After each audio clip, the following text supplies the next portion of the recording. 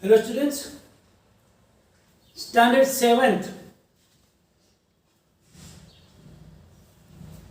chapter number 8, comparing quantities, in which we are learning about the comparison using percentage. In this category we learn about the different things like profit and loss, then the part of the whole as percent, ratio to percent, percent to ratios, from decimal to percent, etc. Now the one more thing we have to learn about the charge that is given on borrowed money, especially from the bank.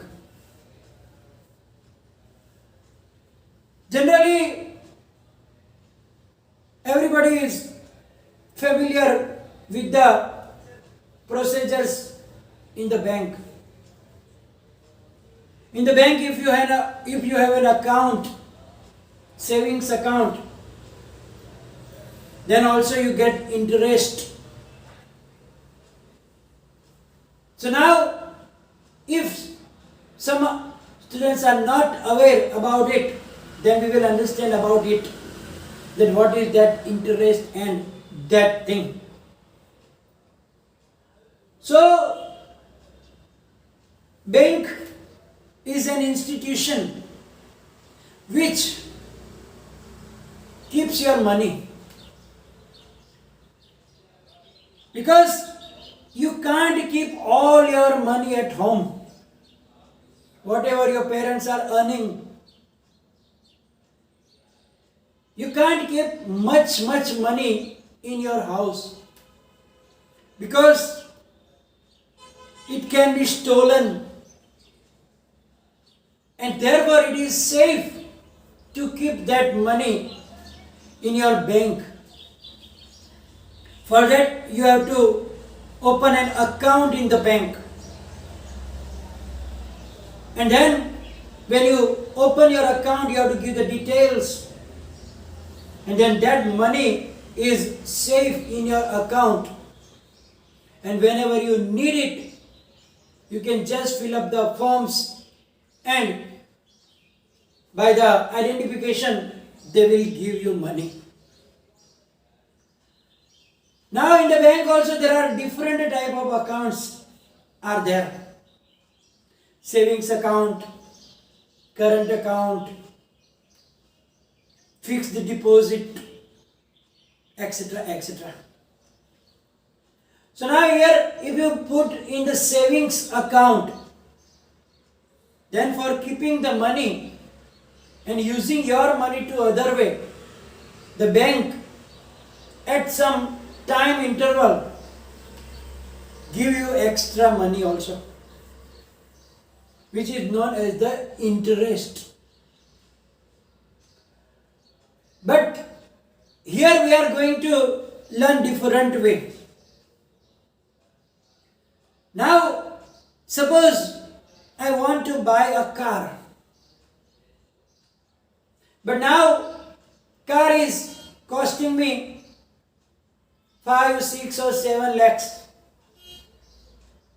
Now I don't have that much amount with me. I don't have 6 lakh rupees that I need to buy that car. So now bank gives this type of facilities also, that they can borrow you that money to buy the car. So when you apply for the loan, then bank will check the details. They will ask them some details, and then they will give you that amount or some amount out from that, because we have some amount but we don't have the other amount. Total from 7 lakh, maybe you have 1 lakh or 50,000 or whatever is that, So bank can give you, they can arrange you that amount. Means they can borrow you that amount that you want to buy that car. Now, it is borrowed. It means that after the time is finished, we have to give that amount back to the bank. But now, before giving that money to the bank, we already used it. Keep for some times.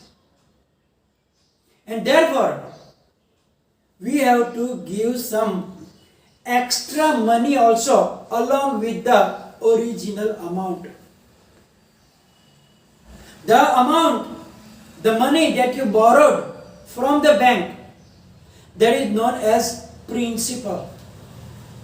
The money you borrow is known as sum borrowed or principal. So suppose I take 2 lakhs from the bank. I borrowed as a loan. Then that 2 lakh is the principal for that particular loan. And as I told you, this sum will be used by borrower for some time.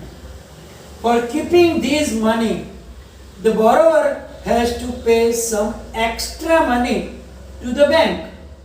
This is known as interest. So as I tell you that if I borrow that money from the bank, I am the borrower. I borrow 2 lakh rupees. So 2 lakh rupees is my principal or the sum borrowed. Now yes, I am keeping that money for maybe 1 year, 2 year, depends. Then when my time is finished for the borrowing money, the bank will charge me some extra money. Why? Because they borrow that money and we keep it. So for keeping it, we have to give some extra money. So borrower must have to give some extra money to the bank. And that extra money that borrower has to pay is known as interest.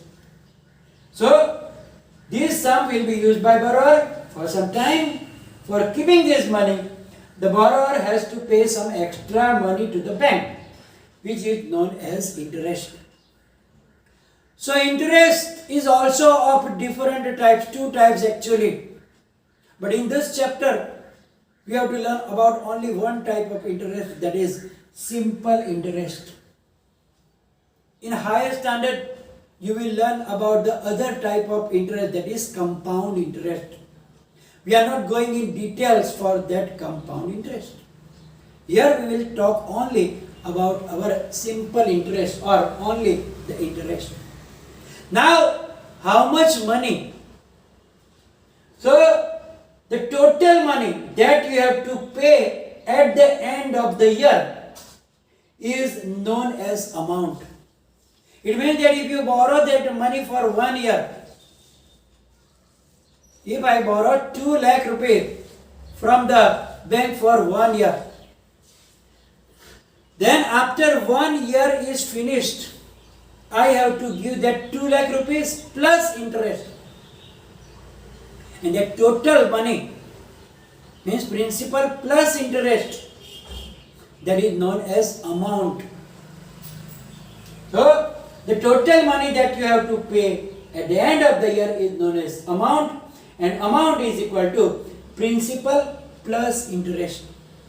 So, whatever the principal borrowed plus whatever interest we have to give back to the bank, that whole amount is known as the amount.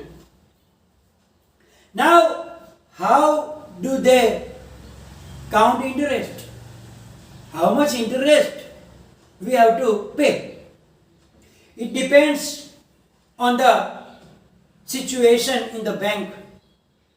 They have decided some rate for the interest, and it is generally given in percentage. That is another use of percentage. So it is decided when we borrow the money. When we apply for the loan, then they will discuss with you that our rate of interest is that much percentage per year or per annum. For example, I took here 7%. So interest is generally given in percent for period of 1 year. So it is written as, say, 7, then the sign of percent, 7% per annum. It is written as per year or 7% per annum, or in short 7% PA. Means it is the rate of interest for 1 year. And what is the meaning of, if it is given that 7% per annum, it means that does not mean that you have to pay only 7 rupees. If you borrow 10 lakh rupees, 2 lakh rupees, not a 7% means 7 rupees. 7 rupees is only for the money borrowed is 100 rupees. See, if you borrow 100 rupees, you have to pay 7 rupees as an interest. It means that if you borrow 200 rupees, what will be your interest? 14 rupees. If you borrow 300 rupees, then your interest will be 7 3s are 21. That is for the 1 year only. I am talking about 1 year only now. Later we will learn when the number of years are more, then how we will count. Then we will learn about it different way. So here 7% per annum. What is the meaning of it? As I told you, for every rupees 100 borrowed, 7 rupees is the interest. So percent is given on 100 rupees. So 7% means 7 rupees for 100 rupees. 15% interest, it means that for 100 rupees you have to pay 15 rupees as interest. So according to your amount, we have to count the interest according to the situation and then find out whatever interest we have to pay to the bank. Let us understand with an example. Here given that Anita takes a loan of rupees 5,000 at 5% of interest.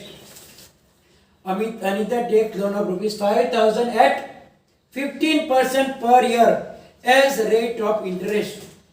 Find the interest she has to pay at the end of 1 year. So when the 1 year is finished, what interest actually she has to pay, that we are going to learn. So here,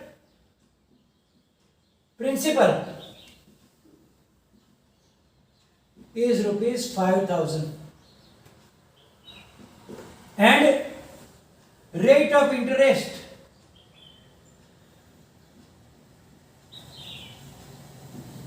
is 15% per annum or PA.